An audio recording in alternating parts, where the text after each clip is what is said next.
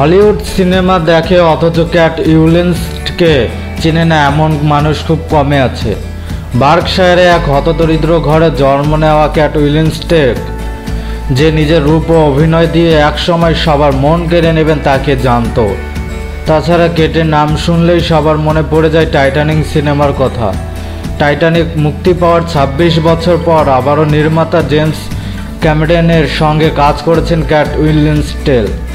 সম্প্রতি Avatar the way of water চলচ্চিত্রে নৌযোদ্ধা হিসেবে উইন্সলেটের ফার্স্ট লুক প্রকাশ করা হয়েছে।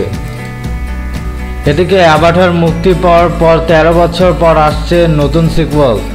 চলতি বছরই মুক্তি পাবে Avatar the way of water. ছবিতে অস্কারজয়ী অভিনেত্রী ক্যাট উইন্সলেটের চরিত্রটির নাম রোনাল। অ্যাভাটারের সিক্যুয়েলের মাধ্যমে প্রথমবারের মতো এলিয়েনদের নীল গায়ের রঙে দেখা যাবে টাইটানিক তারকাকে। সিনেমায় ইতিমধ্যে রোনাল চরিত্রে ক্যাট উইন্সলেটের ফার্স্ট লুক প্রকাশিত হয়েছে এম্পায়ার ম্যাগাজিনের বিশেষ অ্যাভাটার সংস্করণ এর প্রচ্ছদে।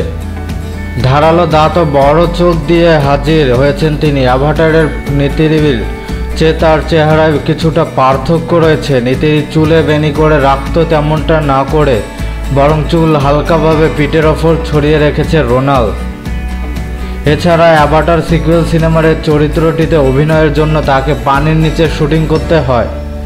চরিত্রের প্রয়োজনে তাকে 7 মিনিট 14 সেকেন্ড পানির নিচে টানা থাকতে হয়েছে।